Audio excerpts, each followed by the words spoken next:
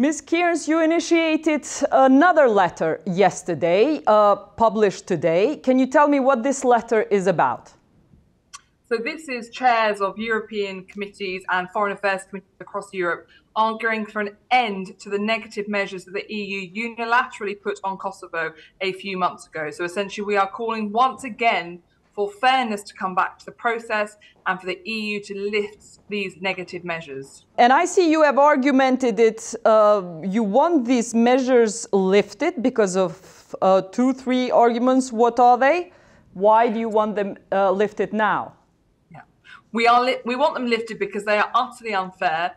They should never have been put in place in the first time. And at this time, when the EU claims that it is working to try and stabilize the region to prevent conflict breaking out, to have negative measures against the country who had foreign interference in their election, who then saw armed and paid for thugs around their municipal offices, to have a country who had its own armed forces and polices attacked. We had a police officer murdered. We had 3 police officers kidnapped. This is not the country that should be under negative measures. If any country, it should be Serbia. But what we are saying is that you need balance and fairness if you are trying to bring peace. And you cannot have that when one side is under negative measures. It's very persistent that you keep on writing this together with your 13 counterparts around Europe. What are you, when you talk to the EU leaders about these measures, and you kept doing so after Banjskë attack, what are the reasons that you hear that they will not lift them and that you would resort to writing to them again over something you have raised already? This is my great frustration. They have no reason, they have no explanation. They cannot explain why Kosovo is under negative measures. They cannot explain why they continue to be in place. And that is why we are saying today there is the EU Balkan Summit. This is the perfect example for them to say enough is enough. We're going to bring a balanced approach finally to these negotiations, and we are going to lift the negative measures as a show of good faith and as a show of balance.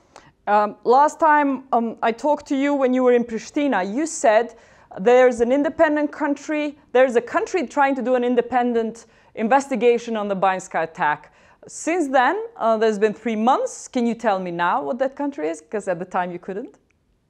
So this is, again, another great frustration of mine. We know that there is a country who have undertaken an investigation, and in today's letter, we call for the UK, the US, and the EU to publish the results of any investigation they have.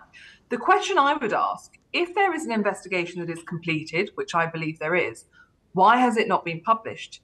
Why, for example, has it not been published as quickly as it should have been? And is it that they are running scared of the Serbian elections? Because if there was a completed independent investigation into a terrorist attack, they should not be suspending it in the interest of protecting political interests within Serbia. They should be releasing it when it is ready and completed. So I have concerns about why an investigation I understand took place, I understand has been completed, has not been published. And when you have asked your own country, your own foreign ministry about this investigation, are they pushing for this to be public? Are you pressing your own institutions? So I am most certainly pressing within my own government, and I will continue to be doing so over the coming few days. I shall be back in touch with you once I have done so yet again next week. But I am very concerned that we have not seen the results, and the UK has a responsibility as a partner to Kosovo and as someone who has historic responsibilities to make sure that truth is known. Because the reason why this matters is because without accountability, without truth, you cannot move forward in a peace process. So it is absolutely vital that we see these results and we see the investigation published. In the end, there's a whole paragraph about the Banjskë attack. You repeating what you want from the EU, that you still want to go back to there, and you are asking for that transparency even in this letter. In the meantime, there have been Kosovo has asked for arrest warrants, Interpol arrest warrants for those that Kosovo police identified in their own investigations. Is Kosovo police investigation being taken seriously by international actors to the level that they think the international investigation from another state will show something different? Any investigation by the Kosovo police should be completely respected.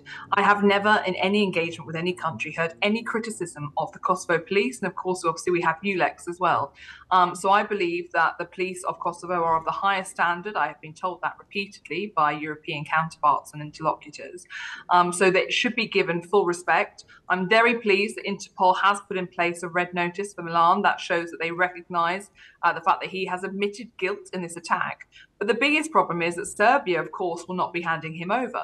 So we need Serbia to recognise, under pressure from the EU, that they must hand him over to Kosovo authorities so that he can face justice, so that we can see him in court, and so that the family whose loved one was murdered by him and his terrorists get the justice that they deserve. There is a family who is mourning, there is a family who still don't have answers, and there is a family who deserve to see justice. The international diplomats that represent these countries you have written to in Kosovo say there's no good reason for us to remove the measures despite your letter, despite Banjskë, because Kosovo hasn't yet removed the Kosovo mayors from those buildings in the north, the official buildings. Do you buy this argument? No, I do not. The reality is I think the EU were looking to punish the Prime Minister of Kosovo because he wasn't doing every single thing they asked.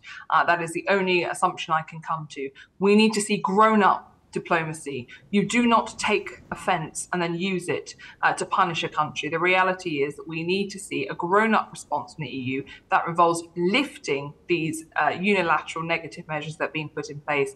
From my understanding of the process, Kurti went to the discussions that were held in November. He agreed to what was asked of the EU. Serbia once again walked away. President Vučić once again mocked the process, refused to sign up to any of the agreements requested of the EU.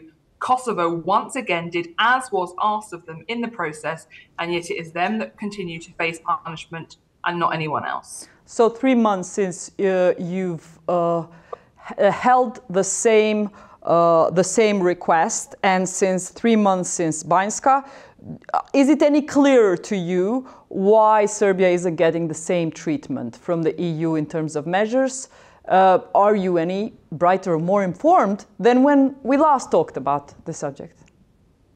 No, and what I think is very clear is that 13 chairs across Europe are saying they are unhappy with the approach of the EU. They are saying that the approach of the EU is unfair. They are saying that the approach of the EU is not appropriate and is not taking us closer to peace. So perhaps the EU should listen to 13 chairs, let alone the 70+ politicians who signed my letter last June. We are being very clear across Europe. Politicians and parliaments are not happy with the way in which the EU is going ahead with this. Lift the unilateral negative measures and let's get on with building peace in the region and making sure that everyone can live peacefully within their own countries. Your letter was supported, you initiated it. I want to mention only a few countries which are very important ones, like Germany, Ireland, Denmark, Italy.